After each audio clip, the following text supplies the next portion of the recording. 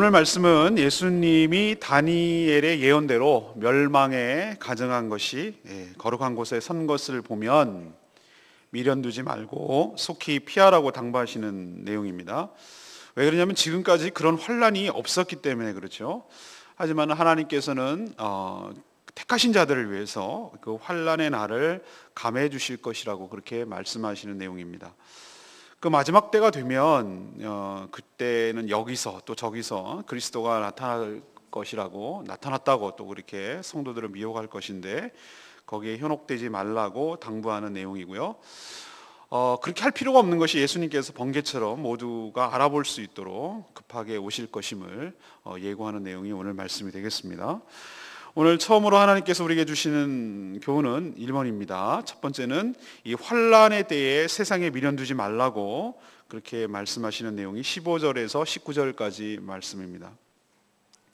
이 성경의 모든 예언을 이 문자적으로 그리고 또 비유적으로만 해석하는 것은 상당히 위험합니다. 예수님은 다니엘의 예언을 인용하셨고 또 그 지역을 유대 지역으로 이렇게 한정하셨습니다. 그리고 하시는 내용이 이 멸망에 가증한 것 그리고 거룩한 곳에 서거든 이런 말씀을 하시는 것으로 봐서 이 멸망에 가증한 것과 거룩한 것이 무엇인지가 이 말씀의 핵심이라고 할 수 있는데, 이 대부분의 학자들은 이 멸망에 가증한 것이 거룩한 곳에 선다, 이것을 이 마카비 시대의 셀루쿠스 왕인 안티오쿠스 4세, 이 사람이 이 하나님의 거룩한 성전에다가 제우스 신상을 세운 것을 두고 한 말씀이다, 이렇게 학자들은 이해합니다. 이 왕이 그 율법적으로 부정한 동물이라고 할 수 있는 돼지를 제물로 드렸고 또 안식일까지 범했기 때문에 이것을 두고 멸망에 가증한 것이 거룩한 곳에 선 것이 아닌가, 이렇게 얘기를 합니다. 하지만 이것은 어디에 국한된 문제는 아니고 종말을 살아가는 우리 모두에게도 해당된다, 이렇게 말할 수가 있겠죠. 그럴 때 그런 일이 일어날 때 바로 산으로 도망하고 집 안에 있는 물건을 가지려고 그렇게 들어가지 말라고 하시는 것이죠. 오직했으면 이런 얘기까지 하셨습니다. 뭐냐면은 그 겉옷을 가지려 뒤로 돌이키지 말라, 이 정도까지 말씀하실 정도였으니까 그것이 굉장히 심각한 환난인 것을 알 수가 있는 것이죠. 이 마치 꼭 대형 화재가 났을 때 그 불 속으로 미련 가지고 들어가는 어리석은 짓을 하지 말라는 것과 아주 비슷한 말씀입니다. 근데 이 말씀을 우리가 어떻게 적용이 될까? 근데 저는 이것이 바로 지금 이 시대에도 해당된다라고 할 수가 있겠습니다. 왜 그러냐면 이미 종말로 접어들었고 어떤 면에서는 지금 환난의 때라고 할 수가 있는 것이죠. 그리고 이 멸망에 가증한 것이 이미 거룩한 곳에 침투해서 세워진 것을 우리는 경험합니다. 저는 이것을 이렇게 적용을 했습니다. 교회 안에, 교회가 거룩한 곳이라면, 그리고 세속적인 가치가 멸망에 가증한 것이라고 할 수 있다면, 교회 안에 들어온 여러 가지 세속적 가치, 또 교회의 이름으로 행해지는 회개한 일들, 특별히 신비주의와 신사도 운동 같은 그런 것들이 교회 안으로 들어와서 버젓이 행사하는 것이 아닌가. 그리고 지난번에 이미 말씀드렸습니다만 신천지에 있는 교주 이만희 교주가 목회자들에게 그렇게 편지를 보내서 자기에게로 돌아오라고 하는 것, 이 마지막 때에 자기가 그리스도인 것인 양 얘기하는 것이 벌써 이것이 멸망에 가증한 것이 거룩한 곳에 선 것이 아닌가, 이런 생각을 저는 하게 되는 것이죠. 그럴 때 성도는 이 불타 없어질 이 세상에 연연하는 것 옳지 않다라고 예수님께서 말씀하고 있음을 기억하시고, 이 마지막 때일수록 이런 것을 잘 분별해내시고 돌아서는, 집으로 들어가는 어리석음을 범하지 않고 하늘에다 보화를 쌓는 저와 여러분 되기를 소망합니다. 두 번째는 20절에서 22절까지 말씀인데요, 이 환난 중에도 긍휼을 베푸시는 하나님을 신뢰하라는 말씀입니다. 예수님은 환난이 닥칠 때 기도하라고 한 것 중에 이런 대목이 있습니다. 임신부와 젖먹이가 아주 힘들 것이다. 그런 날이 닥치지 않도록 기도해라. 왜 임산부와 젖먹이가 힘들 것이라고 하시죠? 사회적 약자이기 때문에 그렇습니다. 임신부, 젖먹이 보십시오. 얼마나 힘든 것입니까? 누가 보호해주지 않으면 행동하기도 어려운 상황이죠. 그러니까 그렇게 닥치지 않도록, 힘든 상황이 닥치지 않도록 그때 기도해라. 또 같은 맥락에서 겨울이나 안식일이 되지 않도록 기도해라. 왜? 겨울이나 안식일은 여러 가지 면에서 힘든 시기이기 때문에 그렇습니다.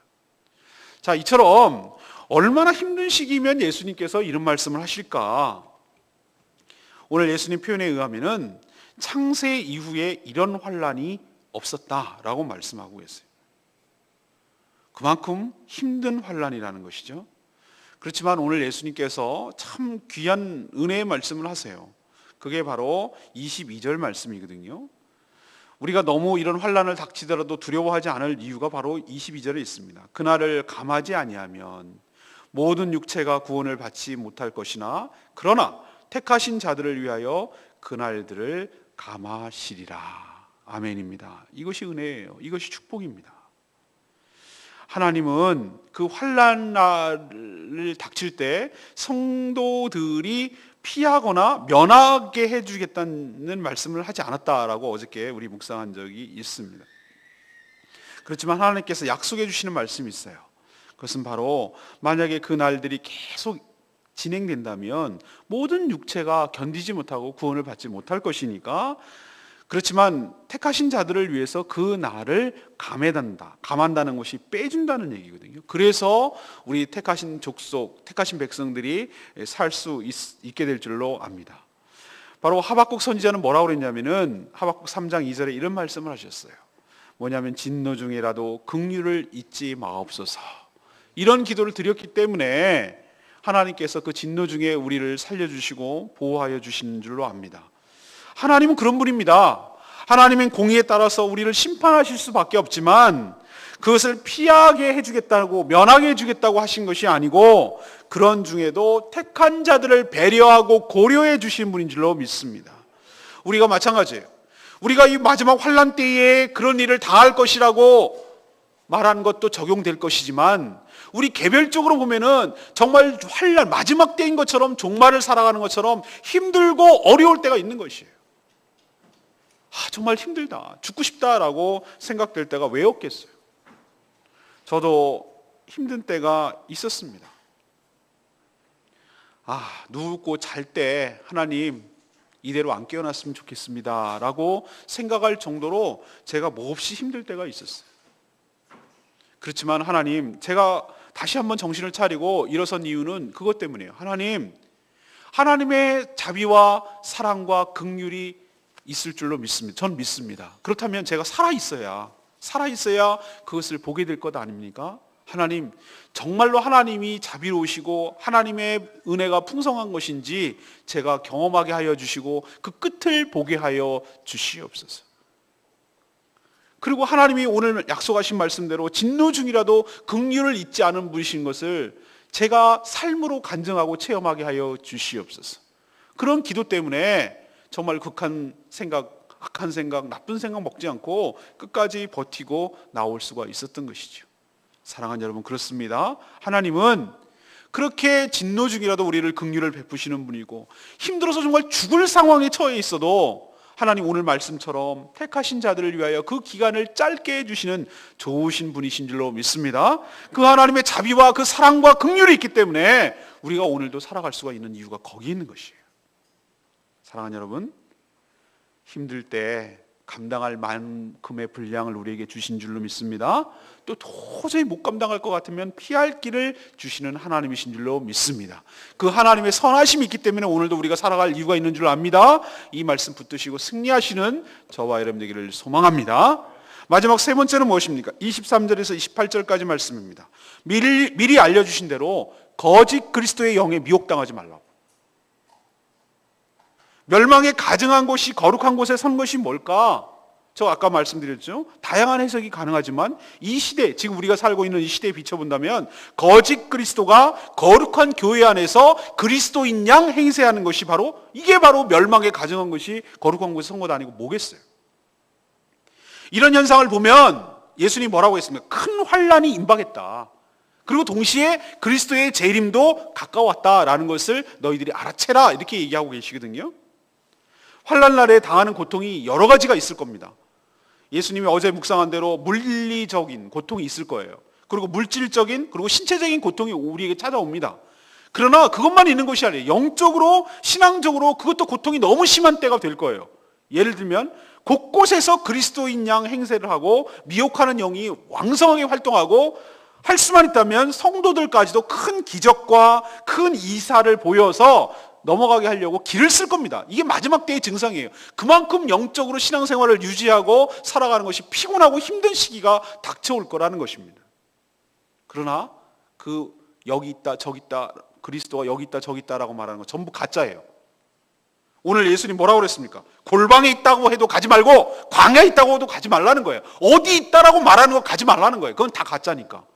왜 그러면 어떡합니까? 어떻게 알아보십니까? 예수님은 그렇게 어디 있다고 할 필요가 없을 만큼 번개처럼 임하실 줄로 믿습니다. 번개가 뭡니까? 두 가지 의미가 있어요.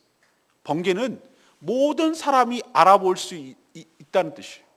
여러분 기억나시죠? 번개가 번쩍 칠 때 멀리 떨어져 있어도 빛이 1초에 지구 7바퀴 반 돈다 그러는데 저기 멀리서 번개를 쳐도 멀리 있는 사람들도 그 빛은 알아보는 것이. 이처럼 예수님께서 이 땅에 다시 오실 때 여기 있다 저기 있다 소문낼 필요도 없어요. 다 알아보게 될 줄로 믿습니다. 또 하나는 번개처럼 갑작스럽게 오실 거예요. 갑작스럽게 뭐 대비하거나 뭐 준비하거나 이럴 필요 없어요. 그냥 임재하세요. 순간적으로 임재하실 것이에요. 그러니 여기 그리스도가 여기 있다 저기 있다 이렇게 소문내는 자체는 벌써 그게 다 가짜라는 뜻이에요. 여기에 현혹되지 마시고 넘어가지 마시고 믿음 끝까지 지키고 신앙의 정절과 순결을 지키시고 승리하는 저와 여러분 되기를 소망합니다. 왜 예수님이 이런 얘기를 하십니까? 미리 알려주신 이유가 뭡니까? 너희들 그런 가짜 그리스도에 넘어가지 말고 마지막 신앙 끝까지 잘 지키고 정절을 지키고 믿음 생활 잘하고 대비해라 라는 의미로 우리에게 가르쳐 주는 줄로 믿습니다. 그러니까 우리도 그렇게 잘 대비하면 되는 것이에요. 저는 오늘 레마의 말씀이 22절 말씀입니다. 그날들을 감하지 아니하면 모든 육체가 구원을 얻지 못할 것이나 택하신 자들을 위하여 감하시리라. 하나님의 사랑과 은총은 심판 날에 또 우리에게 미칠 줄로 압니다. 택한 자들에게 모든 환난을 면하고 피하게 해주겠다라고 약속하지 않으셨어요. 오히려 신자들에게도 큰 환난과 어려움이 휩싸여서 고통을 받을 것입니다. 그러나 그날이 우리가 감당하지 못할 정도로 강도가 세거나 또 기간이 길지 않을 거라고 약속해 주셨습니다. 전 이것이 꼭 마지막 때만 그렇습니까? 그렇지 않다고 저는 생각해요. 우리가 살아가는 동안에 우리 살아가는 인생도 마찬가지예요. 우리가 이런저런 환난 때문에 굉장히 고통받고 어려워할 때가 있습니다. 그리고 이 환난이 언제 끝날지 도대체 답이 안 나오고 마치 터널 한가운데 들어간 것처럼 캄캄하고 절벽 같은 그런 낙담과 좌절 가운데 빠질 때가 있어요. 하나님, 그런 우리들을 하나님이 누구보다도 잘 아실 줄로 믿습니다. 우리의 연약함을 잘 아시기 때문에 오늘 말씀대로 그 날을 빼주시는 것, 다시 말해서 감해 주실 줄로 믿습니다.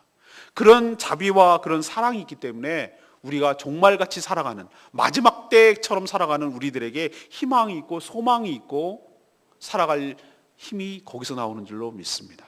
사랑하는 여러분, 정말 힘들고 어려운 때입니까? 그러나 좌절하지 마시고 이럴 때 믿음이 필요합니다. 이럴 때 소망이 필요합니다. 주님 붙드시고 이렇게 택한 자를 주목하고 계시고 택한 자들을 어떻게 하면 배려하고 어떻게 하면 긍휼과 자비를 베푸실지 그렇게 은혜를 베풀어 주시는 그 하나님의 사랑에 힘입어서 다시 일어서시는 저와 여러분 되기를 소망합니다. 오늘 제가 세 가지 말씀드렸습니다. 첫 번째 뭐죠? 마지막 때에 환난과 어려움이 있을 거예요. 그럴 때 이 미련한 자들처럼 집에 다시 들어가고 불이 났는데 자기 집에 불이 났는데 내가 아껴둔 무엇이 있다고 내가 뭐 그거 꺼내와야 된다고 그렇게 들어가는 자는 그거는 어리석어요. 죽어요. 불타 죽는다고요. 소방관들이 왜 못 들어가게 합니까? 생명보다 더 가치 있는 것이 없기 때문에. 우리는 하늘에다 보화를 쌓는 현명한 청지기로 살기를 바랍니다. 땅에다 미련두시면 다 이런 식으로 불탈 것이고 없어질 것이고 완전히 질서가 개편될 것이에요. 그러니 어리석게도 뒤돌아보지 말고 그 뭐 꺼내려고 가져가려고 다시 돌아서지 말고 그런 환난 날이 닥쳐올 때 세상에 미련두지 말고 과감하게 주님 바라보며 주님을 맞이할 준비하는 저와 여러분 되기를 바랍니다. 두 번째는 뭡니까? 환난 중이라도 그 기간을 감해 주시는 그 하나님의 긍휼과 자비와 사랑을 기대하시고 마지막 때에 지치지 마시고 끝날 때 끝나야 끝나는 것이니까 여러분 그 마지막 때일수록 다시 오실 주님을 바라보며 믿음으로 일어서시는 저와 여러분 되기를 소망합니다. 진노 중에라도 긍휼을 잊지 않으시는 그 하나님의 사랑 앞에 다시 일어서시는 여러분 되시기를 바랍니다. 마지막 때는 뭡니까? 거짓 그리스도 조심하라고요. 마지막 때가 되면 특징 중에 하나가 뭐라고 그랬어요? 여기저기서 그리스도인을 자칭하고 사칭하는 자들이 많이 일어날 거고 또 뭐까지 일어날 거랬어요? 표적 그리고 기사도 일으킬 거라고 그랬어요. 표적 기사 그 자체가 의미 있는 건 아니에요. 악한 영들도 그렇게 역사할 수 있어요. 중요한 것은 그리스도가 그런 식으로 오지 않는다는 걸 우리는 알고 있어야 돼요. 그리스도는 번개처럼 오실 줄로 믿습니다. 누구나 알아보도록 그리고 손 쓸 틈이 없도록 신속하게 그거 대비하시고 믿음 끝까지 지키시고 승리하시는 저와 여러분 되기를 소망합니다. 오늘 말씀 붙들고 우리 찬양지 180